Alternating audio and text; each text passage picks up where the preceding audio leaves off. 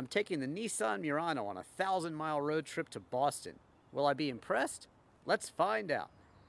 When the Murano was originally introduced, I was extremely impressed with the shape. It has evolved well over time, but to my eye, it's not quite as crisp as the original. Still, I think it manages to look better than most SUVs on the market today. The interior, outfitted in basic black, does exude a certain sense of luxury. The heated leather seats, power controlled with lumbar, are firm and supportive, but they're also a bit plush, very soft to the touch. Comfortable too. The interior console storage is actually two-tiered. You have this tray right here, which then locks up there, and then you have deeper storage with audio-visual RCA inputs, and of course a USB jump drive, and you have a charger down there as well. Moving forward, you get two cup holders there. Nice little place to store your phone or your Easy Pass. Transmission with a low gear there. Moving forward, those are the controls for your heated seats, also your differential lock for the all-wheel drive, and down and underneath there, nice deep storage too, plus another charger. Here's your dual zone climate control, controls for your satellite radio, AM, FM, disc. Here you have the infotainment screen, and it's very reminiscent of Infinity's, maybe a little scaled down. You can control it the same way with these menus. You can press it, or you can use these buttons here to go ahead and control certain settings, scroll through, or touchscreen as well. So it's pretty convenient and well laid out. Gives you two options for control.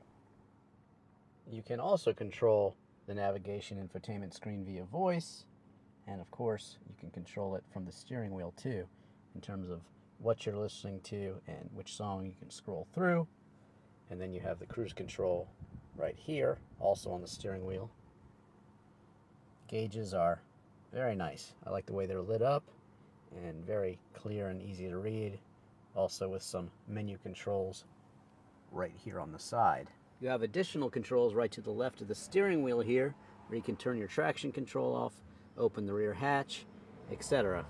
If I were optioning out my Murano, I might go for a less monotone look, but the interior is very well laid out and quite sensible too. A nice place to hang your clothes here, and in the second row, seating for 3 across. The armrest also gives you 2 cup holders. You have additional storage here on the center console, plus right here you have your own vents on either side. The liftgate is power controlled, which makes loading and unloading a pleasure. There's plenty of storage in the back, even with the rear seats up. If you need more space and want to lower the rear seats, just grab this bar, and there you go. It's that easy. Putting the seats back up is very easy too, because it's all power.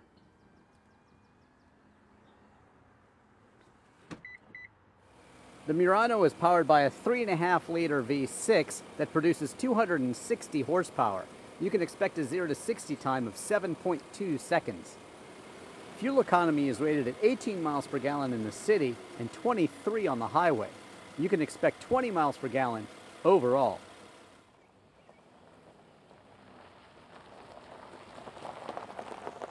So pricing for the Murano SL with all-wheel drive starts out at $39,250. The navigation package is $2,100.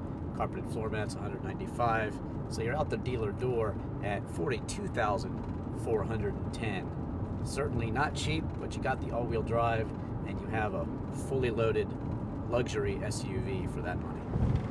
Nice to see the new World Trade Center, and also nice to see George Washington Bridge, and also nice to see that still got 281 miles to go for the range.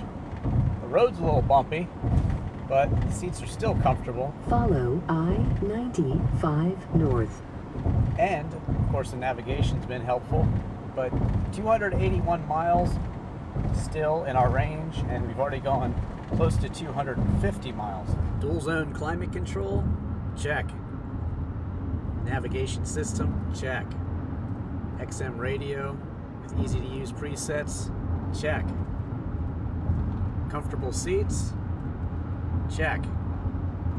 So basically, the Nissan Murano here has everything I need to make this long, long road trip. Now that's something you don't see every day, a Studebaker racing car with a Boy Racer wing on the back. New Hall motors, number 96. That is pretty cool. And there we go. We just went from 50 to 65 miles an hour for the speed limit, and the navigation made note of it. Checking out the night look here on the Murano, and it looks good.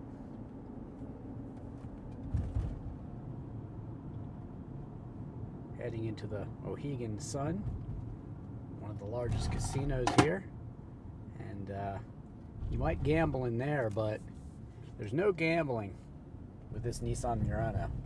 It's a sure thing. Very reliable, very comfortable, and I've driven it about 400 miles so far.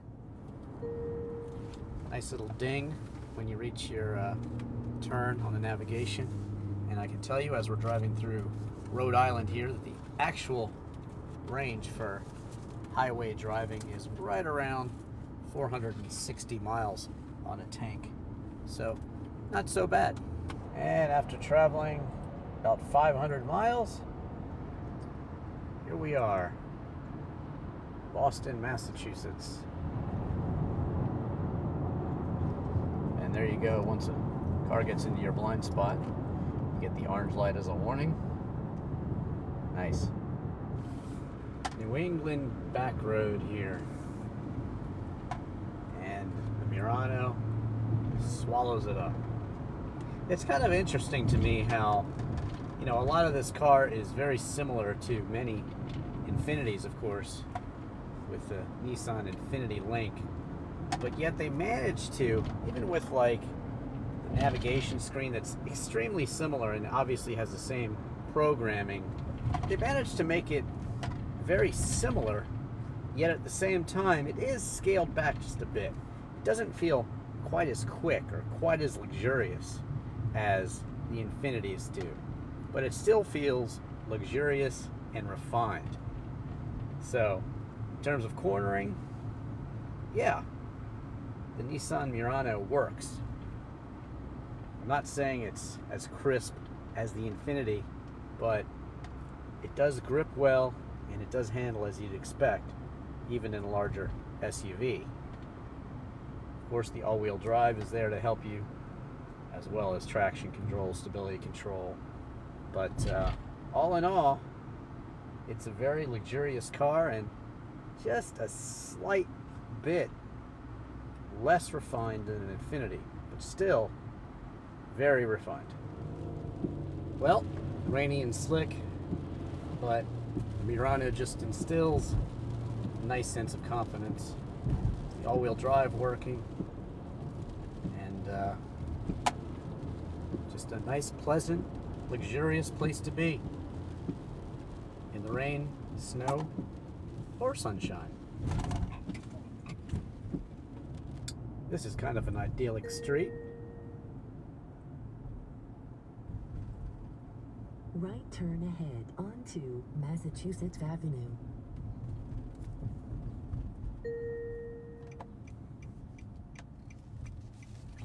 Tricky getting around Boston, I tell you. Without the navigation, I'd be lost. And here it is, driving through Boston. Yes, that's right. Cheers.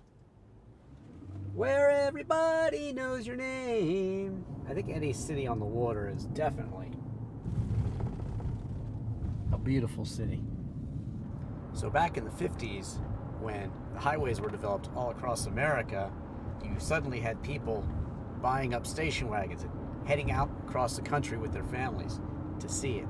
And today, it's all about the SUV. It's today's station wagon. And they're really great because you could sleep in it if you had to. You could camp in it. Maybe not the most comfortable place to sleep, but in a pinch, if you had to, you could. And mostly, if you like to go to flea markets or antique stores like I do, and maybe if you're a collector, well, everywhere you go, you're likely to have room to fit whatever you collect. So the SUV will hold plenty of people and also hold plenty of stuff if you happen to be a collector like myself. You never know when you're going to see that really perfect vintage guitar or that great piece of antique furniture. And as long as you're driving an SUV like the Murano here, well, you can go ahead and indulge. Long road trips really give you time to figure out exactly what's wrong with an SUV or a car, and got a couple minor complaints about the Murano here. One of those is that the vent system in the back is not extremely effective with the small vents. Passengers up front tend to be nice and comfortable, while passengers in the back tend to be a little bit more cold or hot, depending on whether you need the heat or the air conditioning. One other minor quibble is that although the navigation basically got me where I was going all the time, it did actually not know about a couple of roads that my phone knew about. So I'm not sure, maybe the map system wasn't quite updated. And sometimes in the very tricky city of Boston, some roads it got confused and it thought I was on one road when I was on the other, and that caused me to get temporarily lost a couple of times. But these things are minor, and all in all, it was very good. So after spending a lot of time behind the wheel of the Nissan Murano and traveling close to 1,000 miles, I think it actually does give you everything you want in an SUV, certainly a luxury SUV. It's been a comfortable car, it's been a large car that swallowed up all of our luggage, no problems. The navigation system got us where we were going in a very tricky city of Boston, and altogether, luxury, heated seats, nice dual zone climate control, and excellent sounding radio. Really everything you want in a luxury SUV. So I'm happy after a long road trip and still comfortable, and that says a lot, because after sitting for 1,000 miles in the same seat, a lot of cars I'd be a little cranky, but I'm okay with the Nissan Murano. A happy camper. I'm driving Ivan Katz.